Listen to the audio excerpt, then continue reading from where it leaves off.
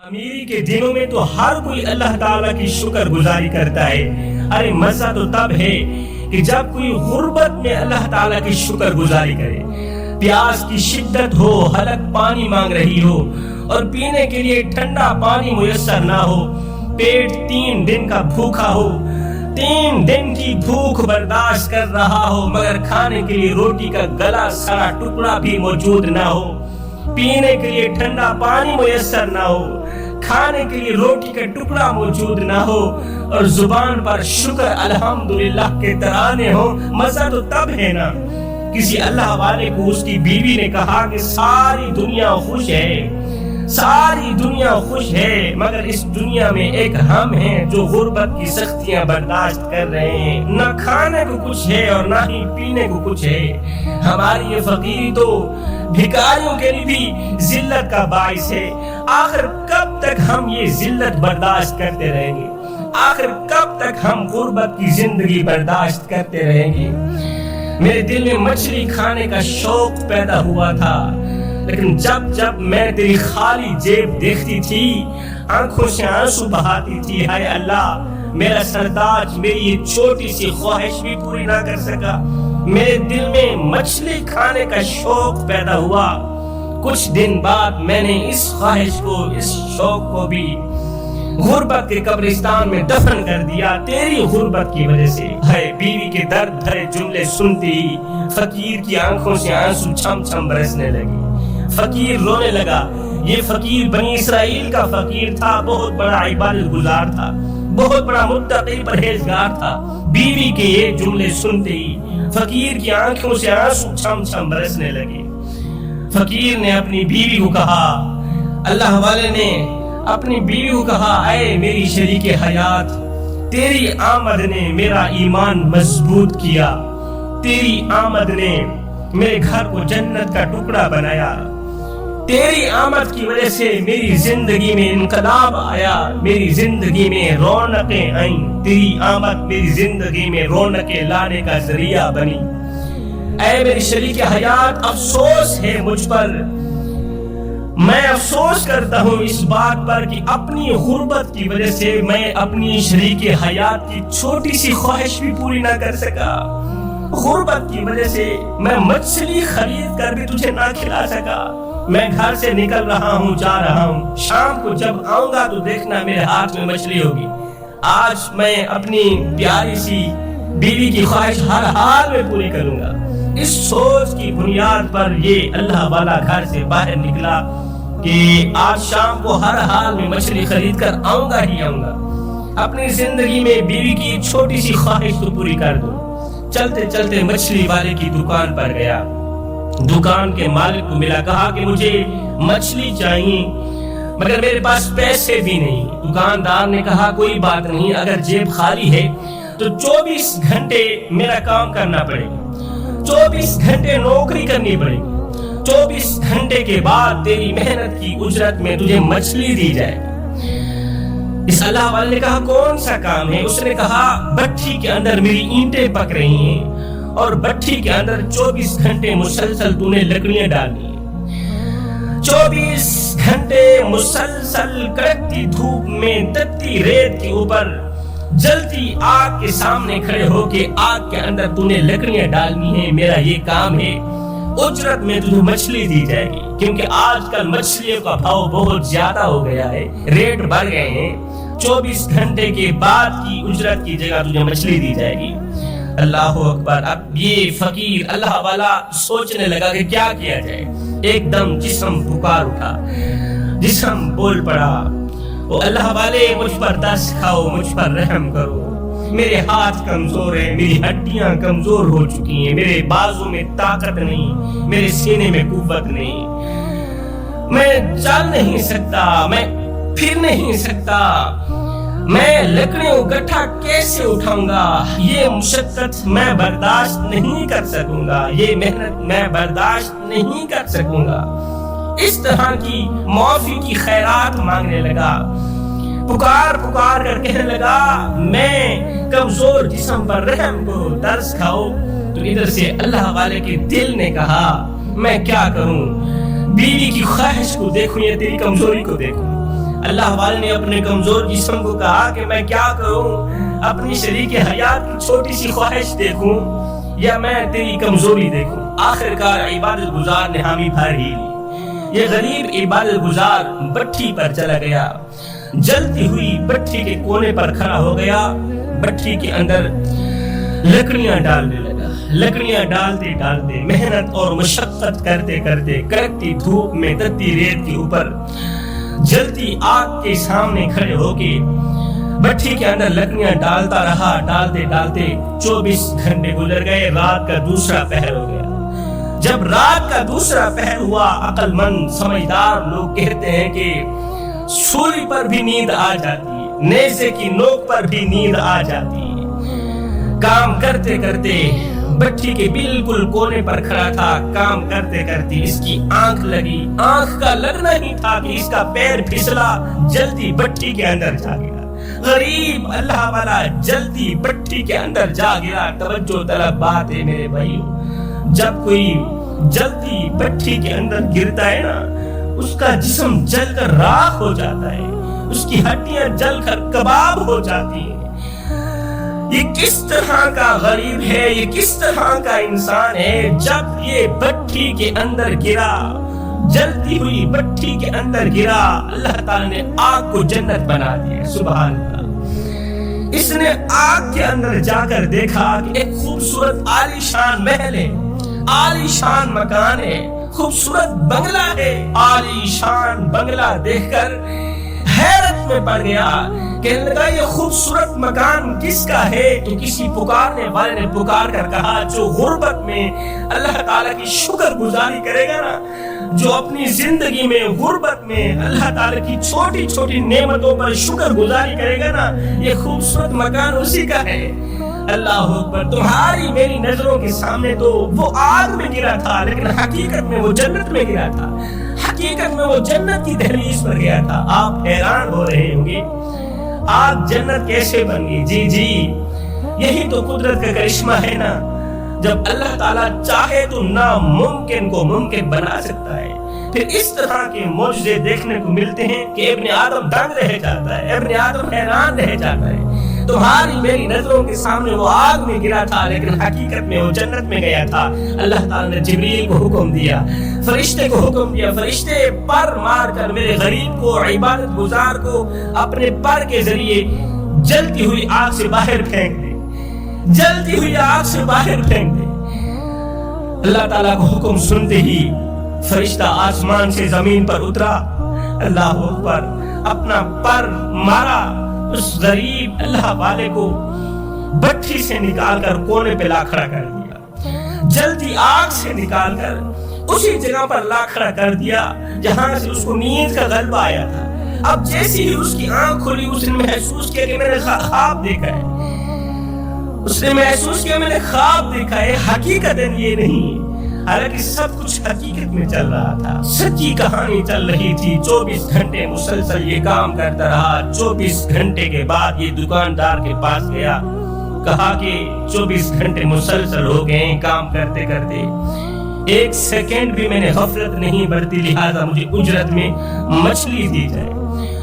اس دکاندار نے کیا کیا؟ اجرت میں ایک گلی سڑی مچھلی اٹھا کر دے دی۔ یہ گلی سڑی مچھلی لے کر اللہ تعالیٰ کی شکر گزاری کرتے ہوئے دوڑتے ہوئے گھر کی طرف بڑھا کہ آج بیوی کو خوش کر دوں گا کہ میں اس کی خواہش پوری کر کے جا رہا ہوں۔ میری بیوی نے اپنی جو خواہش غربت کے قبرستان میں دفن کی تھی نا، اس کی وہ خواہش پوری کر کے جا رہا ہوں۔ ادھر سے بیوی دروازے پر بیٹھی اپنے سرتاج کا انتظار کر رہی ہے کہ میرا سرتاج کب میری گھر کی دہلیز پر قدم رکھے گا، جس کا چہرہ دیکھ کر کب مجھے خوشی محسوس ہوگی، کیونکہ وہ اپنے سرتاج کے ساتھ محبت بھی کرتی تھی اور مودت بھی کرتی تھی۔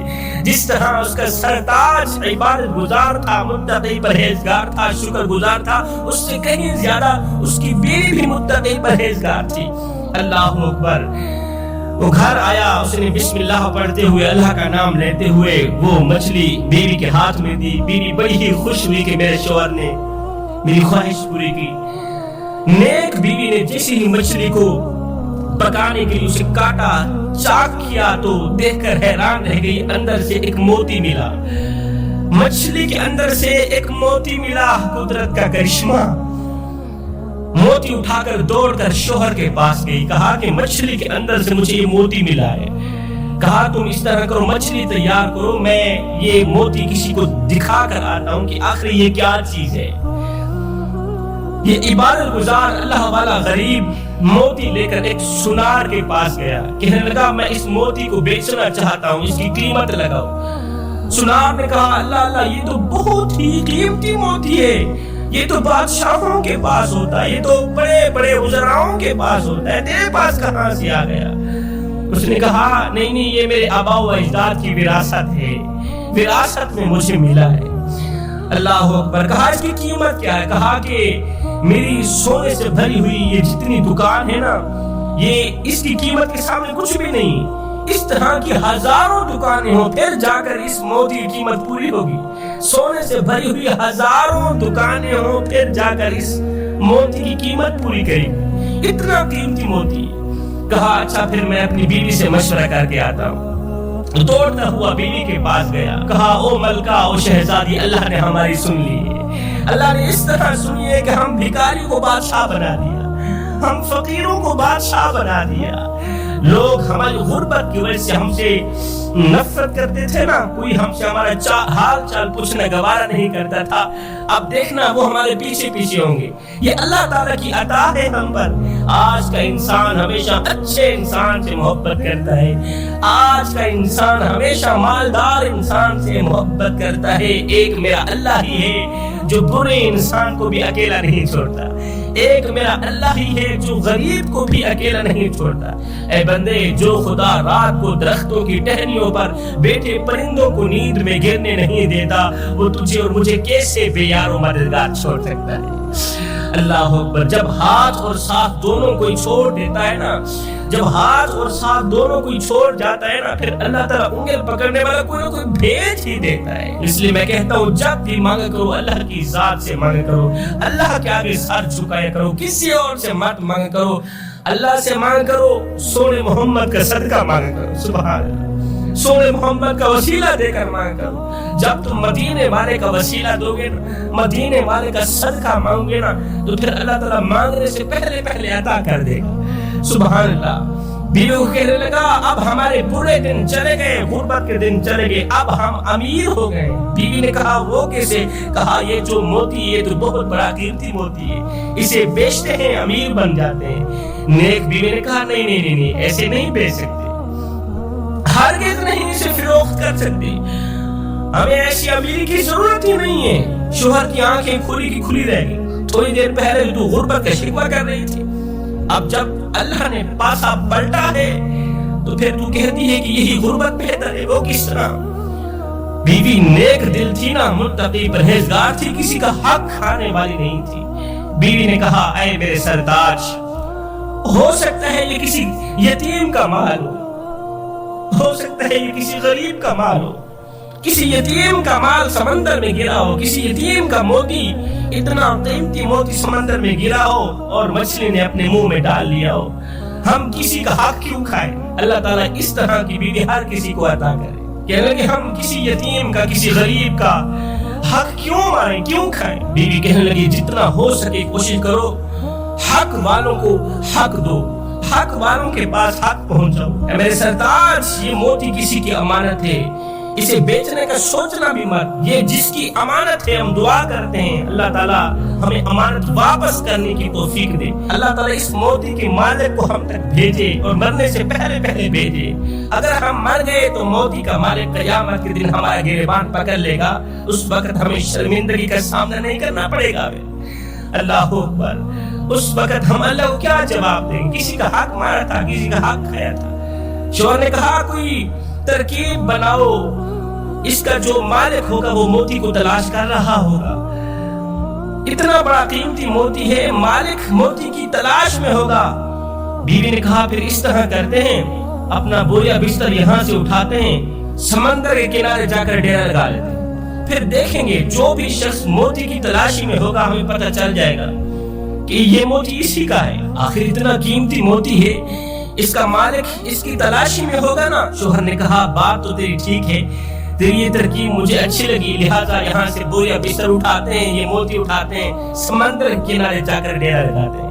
انہوں نے ایسے ہی کیا، 10 سال مسلسل سمندر کے کنارے بیٹھے رہے۔ سبحان اللہ۔ ہم کسی کا حق نہیں کھانا چاہتے، کسی کا حق نہیں مارنا چاہتے۔ ہو سکتا ہے یہ موتی کسی یتیم کا ہو سکتا ہے یہ موتی کسی غریب کا ہو، مرنے کے بعد اللہ کو کیا منہ دکھائیں گے کہ ہم یتیم کا مال کھا گئے تھے، ہم غریب کا مال کھا گئے تھے۔ 10 سال مسلسل سمندر کے کنارے بیٹھ رہے، وہیں کھاتے، وہیں پیتے، وہیں محنت مزدوری کرتے۔ 10 سال کے بعد رات کا دوسرا پہر تھا، کسی نے دروازہ کھٹکھٹایا، ان کی جان میں جان آ گئی۔ لگتا ہے کہ موتی کا مالک آ گیا ہے، اللہ تعالیٰ نے موتی کے مالک کو ہمارے دروازے تک بھیج ہی دیا ہے۔ جلدی سے اٹھے، انہوں نے دروازہ کھولا، پوچھا کون ہو؟ آگے سے جواب آیا، میں خضر علیہ السلام ہوں۔ سبحان اللہ، میں خضر علیہ السلام ہوں۔ کیسے آنا ہوا؟ کہنے لگا وہ جو تمہارے پاس موتی ہے۔ خضر نے جیسے ہی کہا نا وہ جو تمہارے پاس قیمتی موتی ہے، تو فوراً ہی وہ عورت بول پڑی، اچھا تو وہ موتی آپ کا ہے، آئیے اپنی امانت لے جائیے۔ آپ کی امانت نے تو ہمیں پریشان کر رکھا تھا، آپ کی امانت کی وجہ سے ہم سوتے نہیں تھے، ہم گھر سے باہر نہیں نکلتے تھے کہ کہیں یہ امانت کوئی ہم سے چھین بھی نہ لے۔ تمہاری امانت نے ہمیں پریشان کر رکھا تھا، خدا اپنی امانت لے جائیے۔ خضر علیہ السلام نے کہا یہ میری امانت نہیں، یہ تمہارے ماں باپ کی امانت تھی جو اللہ کے پاس تھی، اور اللہ نے مچھلی کے ذریعے تم تک بھیجی۔ دونوں کی آنکھیں کھلی کی کھلی رہ گئی۔ فقیر اللہ والے نے کہا میرے ماں باپ کی امانت یہ کس طرح؟ تو خضر علیہ السلام نے کہا واقعہ کچھ یوں ہے، تیرے باپ نے یہ قیمتی موتی خریدا تھا، تیرے باپ نے یہ قیمتی موتی خریدا تھا، یہ خرید کر کہیں جا رہا تھا تو اس کے پیچھے ڈاکو لگ پڑے، تیرے باپ کے پیچھے چور لگ پڑے، وہ چور تیرے باپ سے یہ قیمتی موتی کھینچنا چاہتے تھے، چھیننا چاہتے تھے۔ اللہ اکبر، جیسے ہی تیرا باپ سمندر کے کنارے آیا تو اس نے یہ کہتے ہوئے قیمتی موتی سمندر میں پھینک دیا، اللہ اس موتی کو میرے بیٹے کے حوالے کر دینا، میرا جو چھوٹا سا بچہ ہے نا، جب وہ جوان ہوگا اس موتی کو میرے چھوٹے سے بچے کے حوالے کر دینا۔ اس وقت تو چھوٹا سا بچہ تھا، ڈاکو نے تیرے باپ کو مار دیا تھا، چوروں نے تیرے باپ کو مار دیا تھا، لیکن تو چھوٹا سا بچہ تھا۔ اللہ تعالیٰ نے امانت کو اپنے پاس رکھا، محفوظ رکھا، فرشتوں کے ذریعے تیری امانت کی رکھوالی فرمائی۔ آج جب تو بڑا ہو گیا، جب تو غربت سے تنگ آ چکا تھا، غربت کی سختیاں برداشت نہیں کر پا رہا تھا، تو اللہ تعالیٰ نے مچھلی کے ذریعے تیرے باپ کی وراثت تم تک بھیجی، مچھلی کے ذریعے تیری امانت تم تک بھیجی۔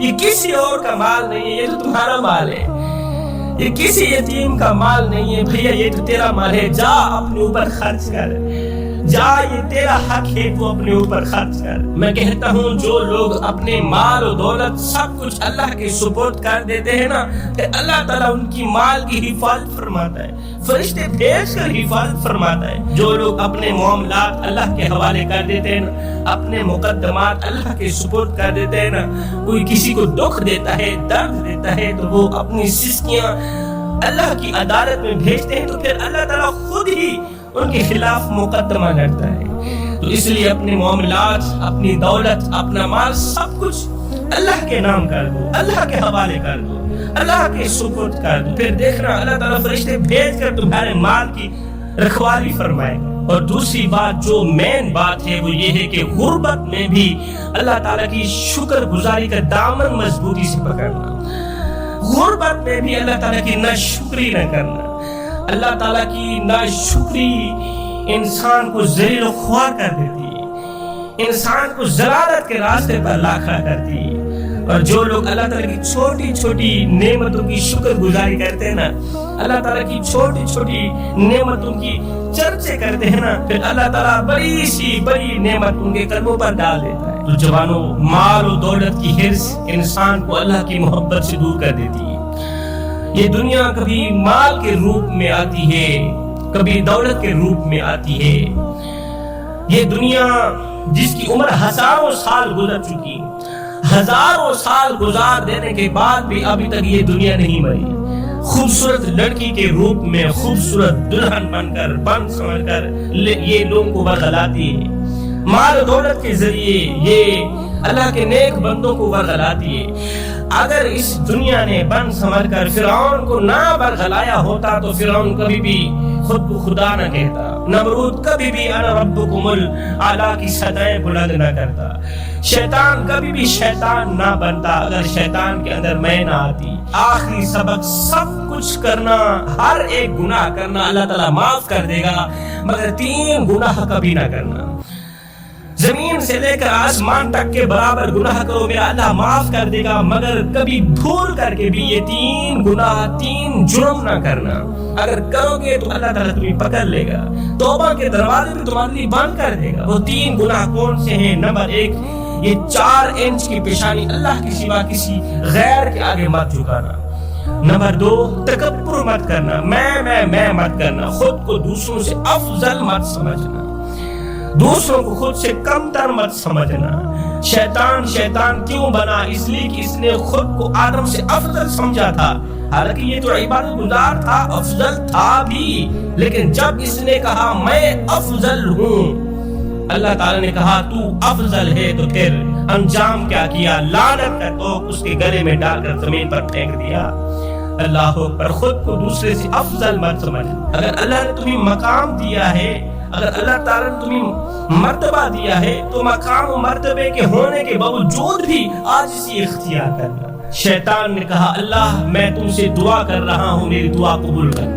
میرے اللہ نے فرمایا شیطان مانگ، کیا مانگنا چاہتا ہے؟ آج تو جو مانگتا جائے گا میں رب تجھے عطا کرتا جاؤں گا۔ شیطان نے دعا کی، شیطان نے کہا کہ میں تیرے لوگوں کو، تیرے بندوں کو بہکاؤں گا، تیرے بندوں کو ناشکری کرنے پر مجبور کر دوں گا، تیرے بندوں کو زنا کرنے پر مجبور کروں گا، کسی کی بیٹی کی عزت کو خاک میں ملانے پر مجبور کروں گا، والدین کے آگے ہاتھ اٹھانے پر مجبور کروں گا۔ یہ شیطان اللہ کو کہہ رہا ہے کہ جو میں کہتا جاؤں تو مانتا جا۔ اللہ نے بھی فرمایا ٹھیک ہے میں تیری دعا قبول کروں گا، تو جو کہتا جائے گا میں مانتا جاؤں گا، وہی ہوتا جائے گا، میں قبول کرتا جاؤں گا۔ شیطان کہنے لگا کہ میں تیرے بندوں کو بہکاؤں گا، ناشکری کرنے پر مجبور ہو جاؤں گا، میں آگے سے بہکاؤں گا، پیچھے سے بہکاؤں گا، دائیں سے بہکاؤں گا، بائیں سے بہکاؤں گا، آگے سے پیچھے سے، دائیں سے بائیں سے۔ تیرے بندے تیری مسجدوں کو ویران کر دیں گے، مسجدوں میں پڑی چٹائیاں ان کا انتظار کرتی رہیں گی، الماریوں میں پڑے ہوئے قرآن ان کے انتظار کرتے رہیں گے، لیکن یہ مسجد کی طرف نہیں جائیں گے، نماز کی طرف نہیں جائیں گے۔ میں انہیں اس طرح بہکاؤں گا کہ زندگی میں کبھی بھی تیری شکر گزاری نہیں کریں گے۔ اللہ نے فرمایا ٹھیک ہے۔ جیسے ہی اللہ نے فرمایا نا میں نے تیری اس بات کو قبول کیا، اس دعا کو قبول کیا، تو فرشتے رونے لگے، فرشتے رونے لگے، جبریل رونے لگا، پریشان ہو گیا۔ اللہ نے فرمایا جبریل کیوں پریشان ہو رہا ہے؟ جبریل نے کہا اللہ پھر ابن آدم کے لیے تو مشکل کھڑی ہو گئی نا، چاروں راستے بند ہو گئے، آگے کی سمت، پیچھے کی سمت، دائیں کی سمت، بائیں کی سمت، چاروں راستے بند ہو گئے، شیطان نے بند کر دیے، چاروں طرف شیطان حملہ کرے گا تو ابن آدم کہاں جائیں گے؟ جب ابن آدم کو معافی کی ضرورت پڑے گی تو وہ کس طرح تجھ سے معافی مانگیں گے؟ دائیں بائیں تو شیطان ہوگا۔ اللہ نے فرمایا جبریل یہ نادان 2 سمتیں بھول گیا ہے، اوپر والی سمت اور نیچے والی سمت، اوپر کا راستہ اور نیچے کا راستہ، چاروں راستے سے یاد آ گئے مگر اوپر نیچے کا راستہ یاد نہیں آیا۔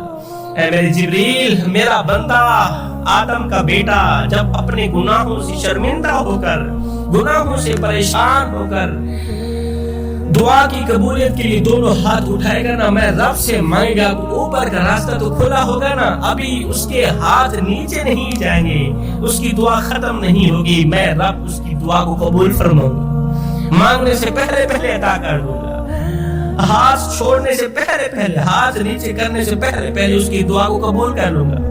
اور جبریل جب میرا بندہ اپنے گناہوں پر شرمندہ ہو کر خشیت الہی میں، خوف خدا میں میرے آگے سجدہ کرے گا نا، قیمتی سر جھکائے گا نا، قیمتی سر جھکا کر جب میرا بندہ، میرا گنہگار بندہ سبحان ربی الاعلیٰ کی تسبیح بیان کرے گا تو نچلا حصہ تو کھلا ہے نا، نیچے کا راستہ کھلا ہے، نیچے کے راستے سے شیطان حملہ نہیں کرے گا۔